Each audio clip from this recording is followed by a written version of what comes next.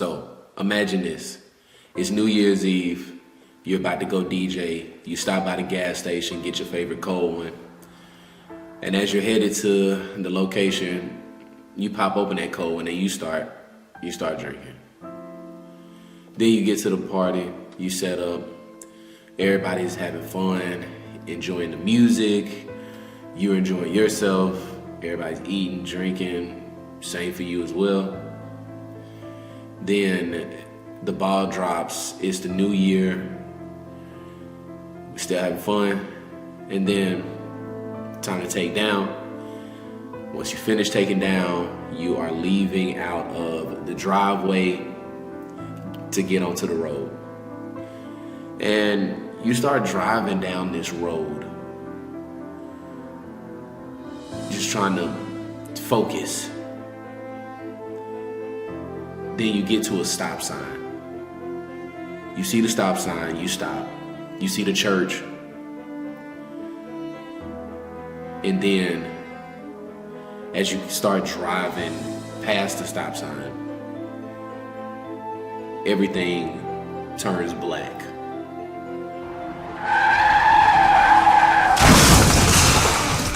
And then you wake up in the hospital, not knowing what just happened or what's going on. You freaking out. That's what happened to me. So let me dive deeper into it. So just what I had you imagine is what happened to me. I went to go DJ December 31st of 2022, and I went to the store, got me something to drink, went ahead and popped that open, and made it to the event. We had fun, we enjoyed ourselves, and then it was time to go. I pull out the driveway. Like I say, I see the stop sign, I see the church, I stop at the stop sign. And as I started driving past the stop sign, everything went black. And I woke up in the hospital. Didn't know what just happened. I'm in excruciating pain, freaking out, terrified.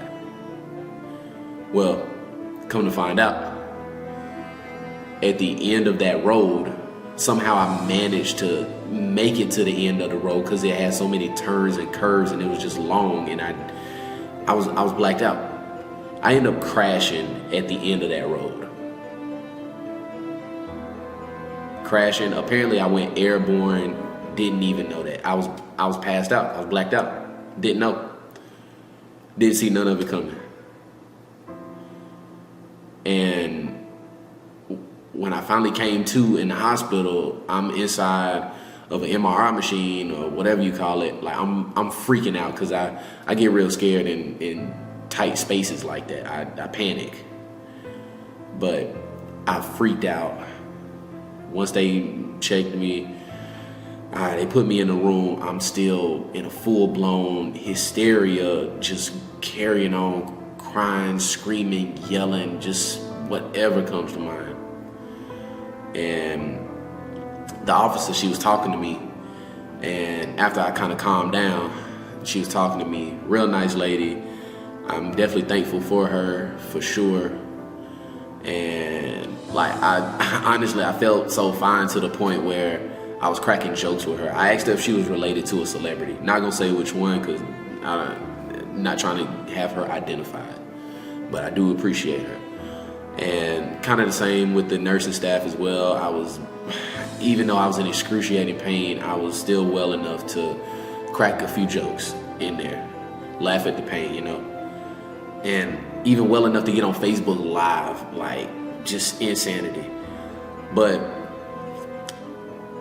just to let y'all know the damages, so I hit my head on the windshield of the truck. As you can see in the picture, you can clearly see where my head hit the windshield. I did not have a concussion, thank God. No brain damage, no nothing. Also, I fractured some vertebrae in my back. That was the main injury. I had to wear a back brace for like 6 to 8 weeks. It was very difficult to dress myself, things like that. If I sneezed too hard, I almost fell to the ground. That's how weak and beat and bruised I was. And then I even had a seatbelt burn on my leg. I had nerve damage in my hand. Still to this day, it still bothers me, but not as much as before. But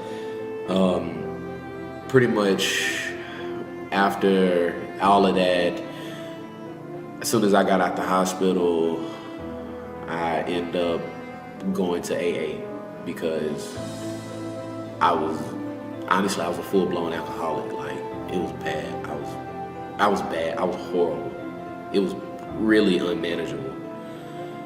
And come to find out, my blood alcohol content, was 1.98. No, I'm sorry, 1.99, Another point, or another tenth of a point, or a hundredth of a point, however you do the after the decimals, whatever. Just another small few points, I probably would have actually been dead from alcohol poisoning. So, yeah, that's that. And to be honest with y'all, that is not my first time ever drinking and driving, or getting severely hammered or severely drunk and driving. And the reason for that, the reason it was not my first time, thinking I can do it again and get away with it, honestly, life was so severely unmanageable for me that I was hoping that one of them times where I went out and drank and drive, I was just gonna end it all. I was gonna get into a wreck and end it all.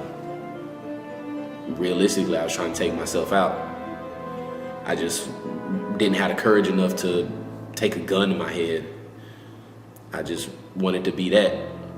The sad part about it, when I think about how stupid that was, is, of course, not only could I kill myself, as I almost did, I could have killed somebody else, and that's not what I wanted. I wouldn't want to take nobody else out with me because of how I'm feeling.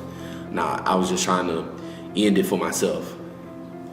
Highly selfish, very much, because at the time I did have a family at home, and I still have my parents, my siblings, a lot of people who depend on me. My son, to be precise, is someone who depends on me. And I was real life just trying to take myself out because it was just becoming so bad. But after all of these months, I ended up going to AA, been managed to be alcohol free for 11 months. Today is December the 12th. Happy birthday to me. But I've been alcohol free since New Year's. And I can't wait for the next New Year to celebrate 1 year. So pretty much the consequences of all of that is definitely, being in the legal system is not fun whatsoever. I'm just be honest with you. Being on pins and needles is definitely not.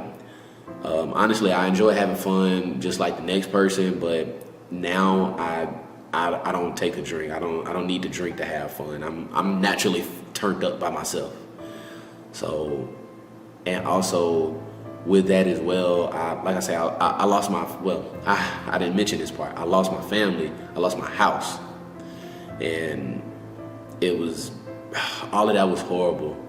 For those first couple of months, it was, my mental was bad. It was all bad. It was all horrible, to be honest. But that's kind of like a bunch of the consequences of what happened. And I'm gonna show y'all some of the pictures of my truck on the inside and out. So y'all already seen this one. Of course, if you look on the driver's side, you can see a circle where my head hit the windshield. You clearly see the airbag deployed and several other things. And then This is the front of the vehicle, just completely in shambles. A closer look of the windshield, you can definitely see where my head hit it there. And a closer look on the inside. Once again, airbag deployed on the steering wheel and the side as well. And then, yeah, here's me in the hospital deciding to take a selfie. You can clearly see the bruise in my head. I had blood in my mouth. Well, I bit my lip apparently. Then there was also a bruise on the side of my face. Here's me like a couple of days, well, maybe a day or two, or no, not a day or two. It's when I got out the hospital. My hand was bandaged up. That's the brace I had to wear. It was just bad. And then, oh yeah, I forgot to show you the actual crash site. So right there where you see the light, where the dirt is pretty lighted, that's where I end up hitting the dirt at. Hit the dirt, vehicle went up, you see pieces of my vehicle in the ditch and everything. Apparently there was something caught in the power line as well, but I don't have no recall of the accident. I don't remember nothing. So that was just really tough to deal with. Yeah. People would ask me how I'm feeling mentally, like am I having flashbacks of it. I tell them no, I was passed out. And I kind of hate to say this, but it probably was a good thing that I was passed out, because I probably would still be replaying that in my head over and over. But since I don't remember none of it, nothing for me to think about. So yeah, pretty much my takeaways with all of this is, one, if life is becoming too unmanageable, your mental health is, you're having a problem with your mental health, definitely seek help. Black men, definitely seek help, bro. Like, it's tough. It seems like it may be hard for, people don't want to hear you, but man, go seek help for sure. Also, if you decide to drink, always make sure you have somebody sober to drive you. Please do. Like, honestly, you don't want a DUI. You don't want to get into an accident like I did, almost losing my life. You don't want to do none of that. Just get you somebody to drive you. So, what else? And pretty much lastly, to my family, I'm sorry. I'm just sorry that I put y'all through this. This was never something I wanted. It was just something that I was cursed with. So my mom, my dad, my siblings, I'm sorry. And definitely shout out to my oldest sister. When I got into the accident, she was on 2 wheels coming back from where she was from to be at the hospital by my side. So that's honestly like my second mama, to be honest. So yeah, and definitely to Jason, my son, and his mom, I really like words. I just can't say enough words to express how sorry I am. Like, out of everybody, y'all saw it the worst. Y'all caught the worst of it. And when I think back on it, I'm like, wow, I was a terrible person. I was a terrible person to her. I was a terrible father. But now I'm making all of that up to Jason by being there for him every chance I get. That's probably the best thing that's probably the best way for an apology to be accepted, even though Jason is only 3. and don't know none of it. That's the best way I know my apology can be accepted, is to be there for him. And also to my friends, I'm sorry as well. So that's the truth about my accident. Yeah. I would say see you on stage, but that's a stage I don't ever want to be on again.